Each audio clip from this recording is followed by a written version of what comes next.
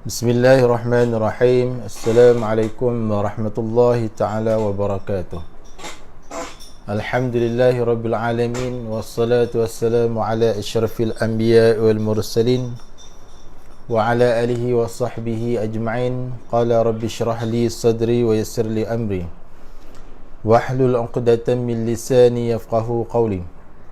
Subhanaka la 'ilma lana illa ma 'allamtana innaka antal alimul hakim. Wala hawla wala quwwata illa billahil aliyil azim. Alhamdulillah. Pertama sekali marilah sama-sama kita panjatkan kesyukuran kita kepada Allah Subhanahu wa taala kerana dengan limpah kurnianya dapat sama-sama sekali lagi kita bertemu secara live pada petang ini bagi meneruskan perbincangan ataupun ulang kaji hukum tajwid. Masih lagi menggunakan buku ni. Baik. Yang mana ada buku ni, bolehlah buka muka surat 77 lah. Muka surat 77 iaitu atas sekali. Muka surat 77 atas sekali berkaitan dengan sifat huruf syiddah. Lawannya adalah rakhawah. Sifat huruf yang bernama syiddah. Syiddah lawannya adalah rakhawah ataupun pasangannya. Baca syiddah lah, jangan baca syaddah. Kalau syaddah tu tanda macam W tu, syaddah. Ni syiddah. Syiddah. Kalau syaddah ni tanda macam W kecil tu. Yang mana bacaan perlu ditekankan. Contoh dia ra fathah ba syaddah. Ba syaddah kasrah. Rabbi. Itu syaddah. Ini syiddah. Syiddah baca dengan kasrah. Jadi bahasa Arab ni dia sensitif sikit. Kita baca tu jangan silap baris. Kalau silap baris, dia punya terjemahan dia boleh lari. Sebab tu Al-Quran janganlah kita baca dengan silap baris. Baca tu bagi betul lah. Baik, jadi petang ni kita akan bincang berkaitan dengan sifat syiddah. Sifat syiddah dan sifat rakhawah. Lawan bagi sifat syiddah adalah rakhawah. Baik, syiddah ni adalah satu sifat lah. Sifat huruf yang mesti kita pelajari, yang mesti kita mengetahui. Sebagai pembaca Quran, mestilah kita mempelajari berkaitan dengan sifat huruf. Jadi petang ni sifat syiddah. Jadi syiddah ni lawannya adalah rakhawah. Syiddah adalah sifat kuat, sifat yang kuat pada makhrajnya, manakala sifat rakhawah adalah sifat yang lemah. Baik, syiddah ni apa dah? Syiddah ni kalau dalam kitab ni dia kata menahan aliran suara. Menahan aliran suara. Sempurnakan kekuatan tekanan. Menahan aliran suara. Maknanya suara tu, aliran dia tu tertahan. Kalau bahasa mudahnya cakap tertahan suara. Aliran suara tu tertahan. Hurufnya ada berapa? Ada 2, 4, 6, 8. Ada 8 huruf yang bersifat dengan syiddah. Ada 8. Yang pertama hamzah. Huruf hamzah. Apabila kita sebut hamzah, aliran suara tu dia tertahan.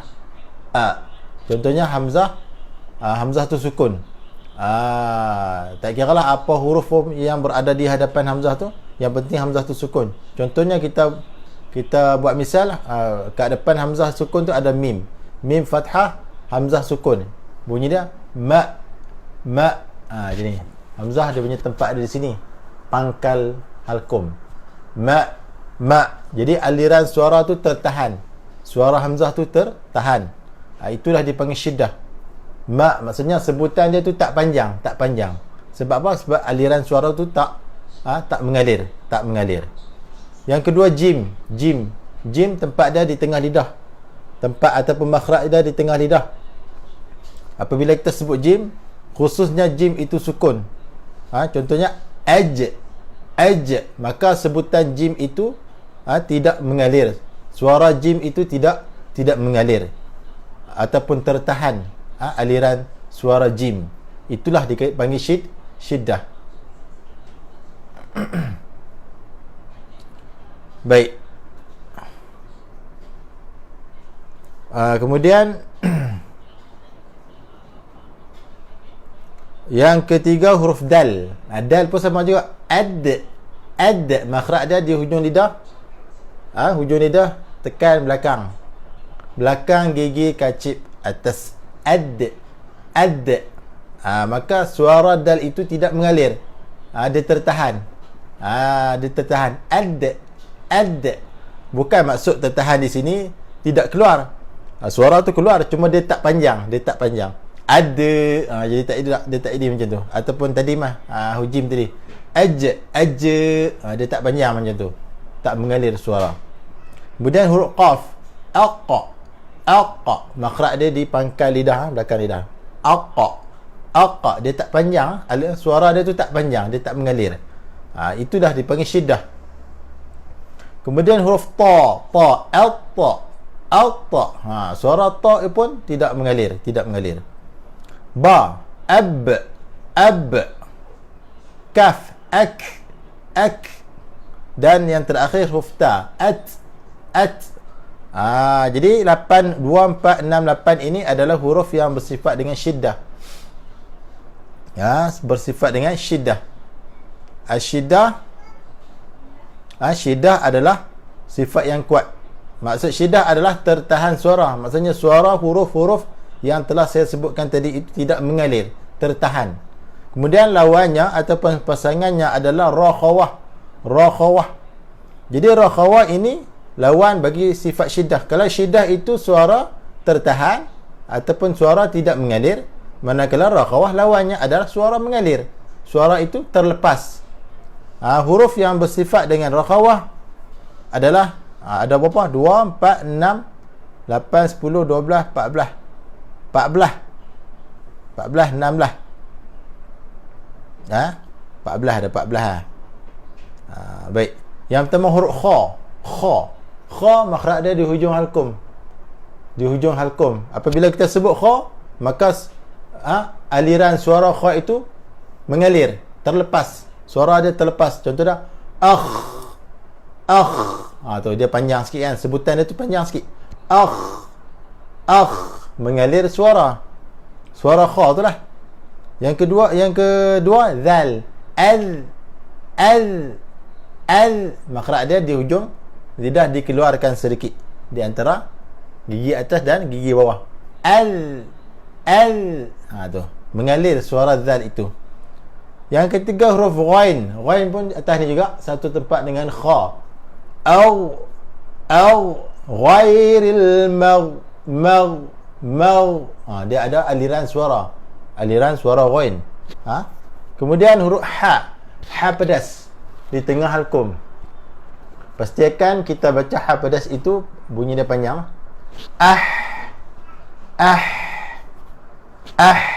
Tu panjang. Kemudian tha pun sama juga. Tha pun sama juga, huruf yang bersifat dengan rakhawah. Tha makhraj dia hujung lidah dikeluarkan sedikit dan sebutan dia jadi panjang sikit. Okey, kemudian dha juga huruf yang bersifat dengan rakhawah, iaitu mengalir suara dha itu. Makhraj dia sama dengan zal, tha dan dha. Hujung lidah dikeluarkan sedikit. Dia sebutan itu panjang sikit. Yang seterusnya huruf fa. Makhraj dia di mana? Hujung gigi atas sentuh perut bibir bawah. Sebutan fa itu mengalir. Suara fa itu mengalir. F. Tu. Kemudian huruf dad, bahagian tepi lidah. Sepanjang tepi lidah daripada pangkal ke hujung lidah dirapatkan ke gigi geraham atas, kanan atau kiri. Suara dad itu mengalir. Maknanya sebutan itu panjang sikit. Shin. Huruf shin juga adalah sifat rakhawah, mengalir suara shin. Shin ni tempat dia di tengah lidah. Makhraj dia tengah lidah. Dan seterusnya huruf waw. Tu. Panjang, sebutan dia panjang sikit. Dan seterusnya huruf sad.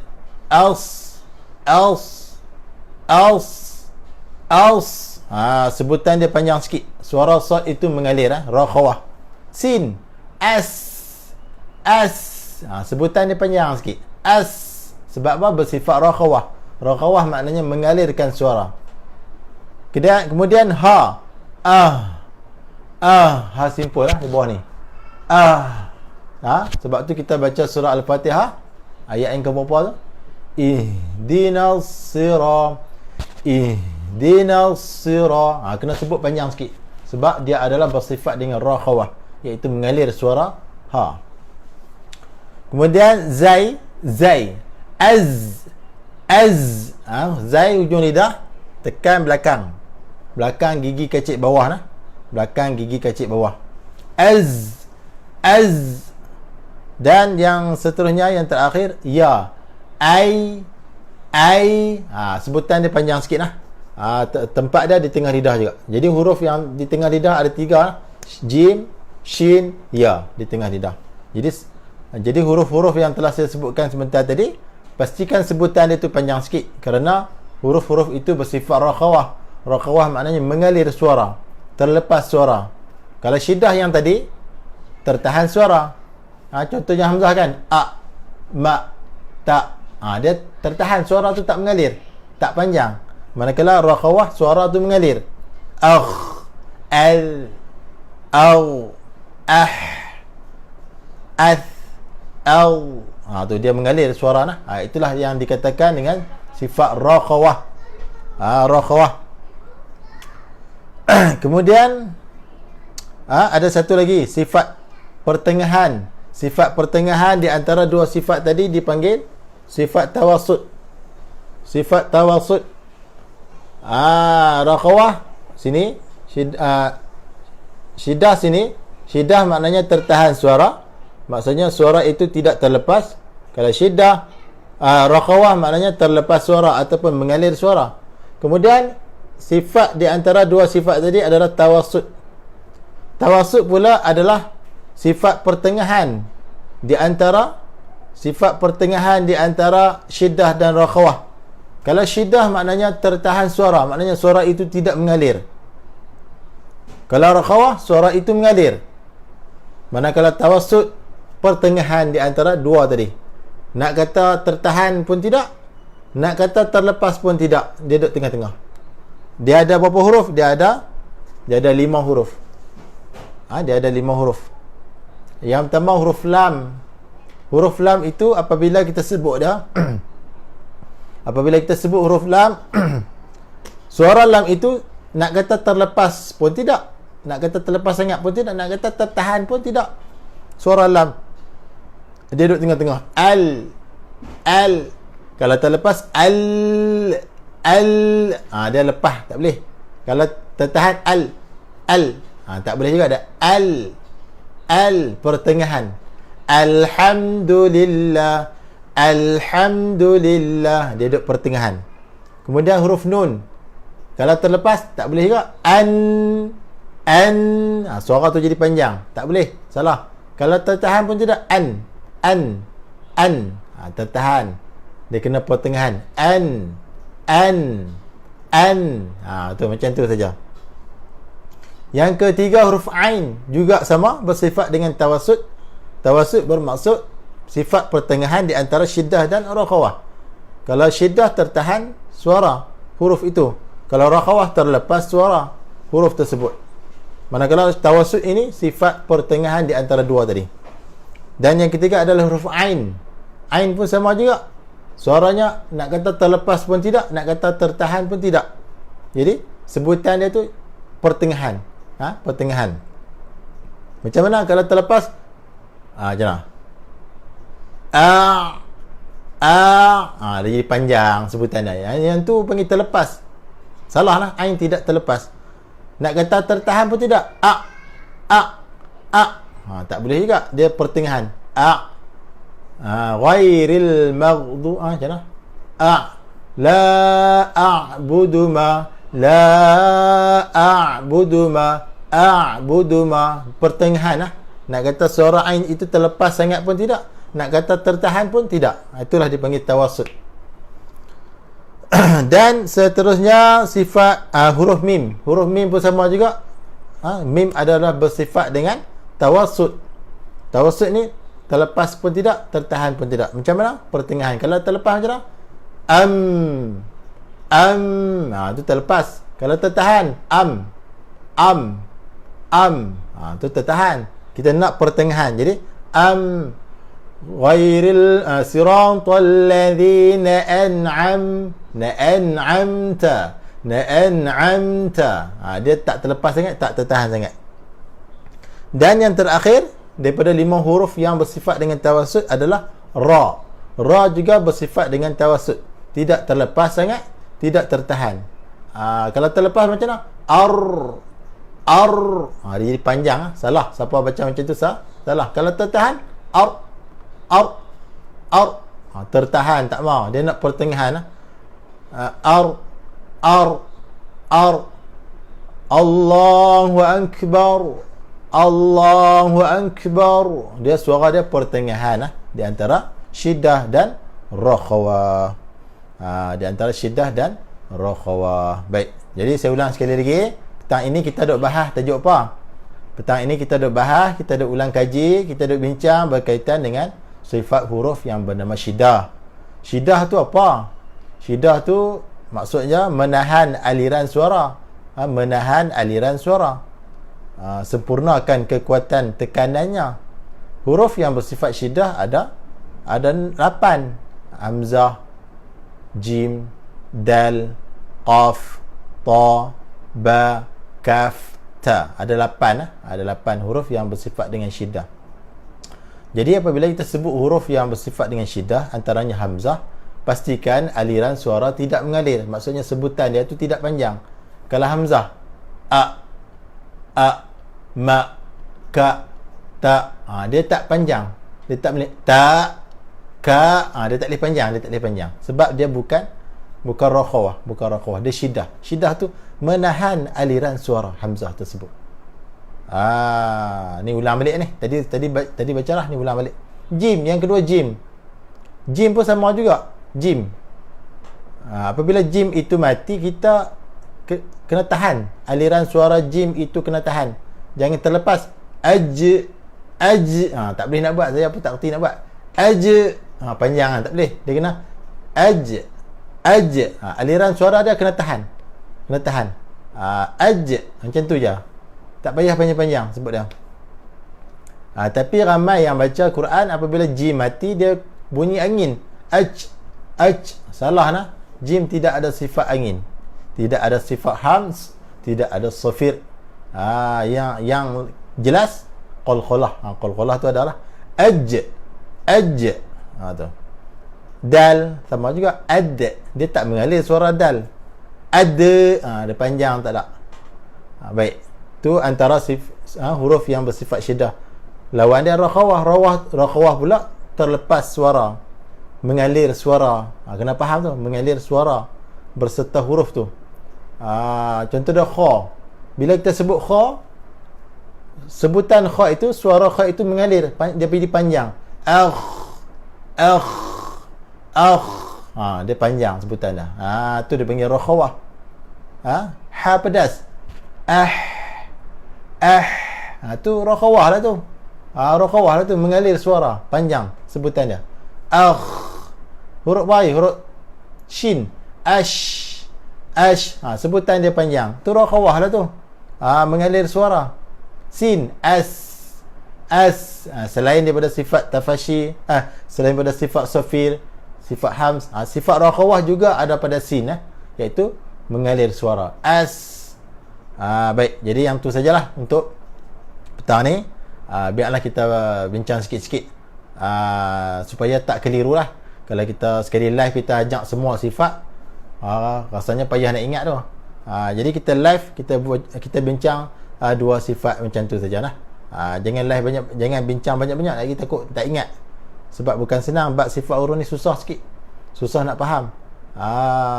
Saya dulu pun tak faham. Lama-lama ada ulang-ulang, insya-Allah lah Tuhan buka sikit-sikit. Yang penting kita kena rajin ulang, kena rajin semak, kena rajin ulang, kena rajin muzakarah. InsyaAllah lama-lama Tuhan buka. Baik, jadi rasanya sekadar itu dulu live pada petang ini, membincangkan berkaitan dengan sifat huruf, sifat huruf syiddah, rakhawah, dan tawassut. Masih lagi menggunakan buku ni lah, buku tajwid ni. Kalau ada tu boleh lah semak-semak kan, insyaAllah. Dulu saya mengaji kat Kelantan menggunakan kitab tajwid ni lah. Saya mengaji di Pondok Pasir Tumbuh, Madrasah Bakriyah Diniyah Bakriyah, Madrasah Diniyah Bakriyah, di Pondok Pasir Tumbuh, Kelantan. Saya pernah mengaji di situ lebih kurang 2 tahun lah. Saya masuk 2010, 2012 saya keluar. Berpeluang mengaji selama 2 tahun saja kat situ. InsyaAllah berkat lah mengaji pondok tu, insyaAllah. Jadi saya sempat khatam lah. Jadi yang ni saya ajak ni, kitab yang saya mengaji di Pondok Pasir Tumbuh, Kelantan, insyaAllah. Dan yang lain-lain tu saya mengaji di tempat lain lah. Dulu saya guru kafar. Saya guru kafar, 2 minggu sekali kena pergi tahsin. Tahsin tu maksudnya memperelokkan ilmu kita lah, bacaan kita Quran, ilmu tauhid. Dia diadakan 2 minggu sekali untuk guru-guru kafar. Dan sekarang pun masih mengaji lagi. Sebelum PKP baru ni, saya mengaji di sini di Sungai Petani, di Surau Taman, atau Surau Al-Fatih Taman Sejati lah, dekat dengan Sungai Petani ni. Saya mengaji dengan Al-Fadil Tuan Syekh Al-Fadil Ustaz Tuan Syekh Hazli Ismail, iaitu tenaga pengajar di Universiti Insaniah Kuala Ketin, UNISYAM. Dia dalam bidang Al-Quran Sunnah. Saya mengaji dengan dia, saya talaqi dengan dia. Tapi masa sekarang lockdown, tak boleh lah nak mengaji sebab lockdown kan, tak boleh nak keluar mana. Jadi stop dulu sementara. InsyaAllah habis lockdown nanti, habis PKP, sambung balik lah, InsyaAllah. Sampai sekarang masih mengaji, walaupun mengajak sambil mengaji, InsyaAllah. Baik, jadi sekadar itu dulu. Yang baik itu daripada Allah Subhanahu Wa Taala, yang kurang dan yang lemah itu daripada kelemahan diri saya sendiri. Aqulu qawli hadza wa astaghfirullahal azim li wa lakum. Wassalamualaikum warahmatullahi wabarakatuh.